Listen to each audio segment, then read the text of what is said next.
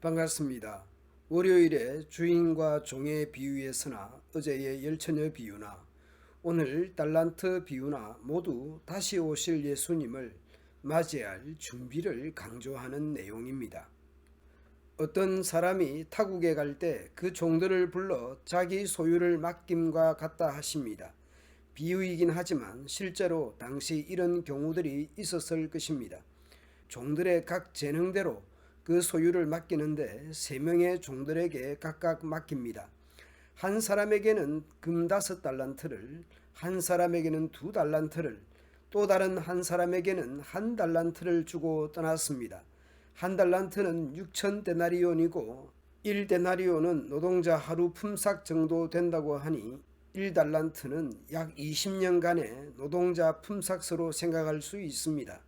5달란트 받은 자는 바로 가서 그것으로 장사하여 또 5달란트를 남겼고 2달란트를 받은 자도 그같이 하여 또 2달란트를 남겼습니다.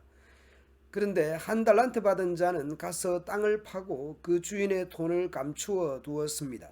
귀중한 것은 땅에 묻어두기도 했던 시대입니다. 오랜 후에 주인이 돌아와서 그 종들과 결산을 하게 됩니다. 5달란트 받았던 자는 5달란트를 더 가지고 와서 이르되 주인이여 내게 5달란트를 주셨는데 보소서 내가 또 5달란트를 남겼나이다. 그 주인이 이르되 잘하였도다 착하고 충성된 종아 네가 적은 일에 충성하였음에 내가 많은 것을 네게 맡기리니 네 주인의 즐거움에 참여할지어다 하고 2달란트 받았던 자도 와서 이르되 주인이여 내게 2달란트를 주셨는데 보소서 내가 또 2달란트를 남겼나이다. 그 주인이 이르되 잘하였도다 착하고 충성된 종아 네가 적은 일에 충성하였음에 내가 많은 것을 네게 맡기리니 네 주인의 즐거움에 참여할지어다. 주인이 두 종을 칭찬하는 것이 무엇입니까? 이윤을 남긴 것에 대해 칭찬합니까? 아닙니다. 잘하였도다 착하고 충성된 종이라고 칭찬합니다. 적은 일에 충성했다는 것입니다. 1달란트 받았던 사람은 어떻습니까? 종이 주인에 대해 평가하는 것으로 시작합니다. 주인님, 저는 주인님이 심지 않은 데서 거두고 씨 뿌리지 않은 데서 거두는 완고한 분이라 생각했습니다. 그래서 두려운 마음으로 밖에 나가 돈을 땅에 숨겼습니다. 이제 주인님이 제게 주신 돈을 도로 받으십시오.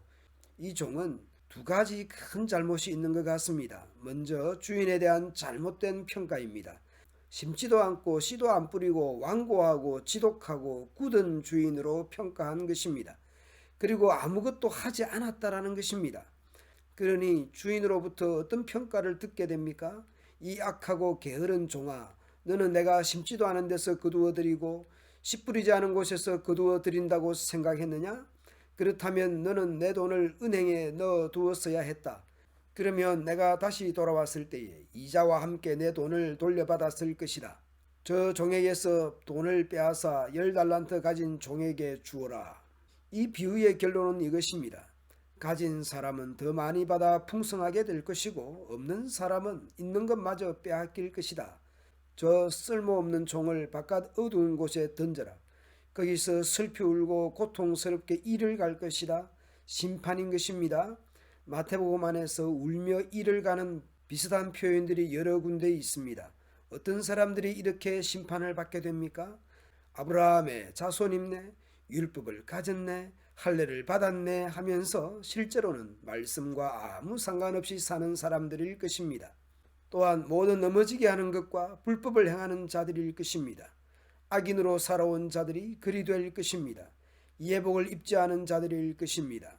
외식하는 자들이 그런 심판을 받게 될 것입니다. 오늘 우리는 어떻게 살고 있습니까? 무엇을 목표로 해서 살고 있습니까? 1달란트 받은 종이 주인을 심지 않은 데서 거두고 씨 뿌리지 않은 데서 거두는 분으로 잘못 알고 있었습니다. 우리 하나님은 다시 오실 주님을 고대하고 소망하면서도 일상의 생활에서 성실하게 살아가길 바라는 분입니다. 각자의 주어진 삶의 자리에서 유명하거나 뛰어나게 탁월하지 않을지라도 성실하게 살아가는 자세가 요구될 것입니다. 오늘 본문을 보면서 갈라디아서 6장 말씀을 떠올려 봅니다. 스스로 속이지 마십시오. 하나님을 속일 수는 없습니다. 사람은 자기가 심은 대로 거둘 것입니다. 자기 육체의 욕망대로 심는 사람은 육체로부터 썩을 것을 거둘 것이며, 성령의 뜻을 따라 심는 사람은 성령으로부터 영원한 생명을 거둘 것입니다. 선한 일을 하다가 낙심하지 말아야 합니다.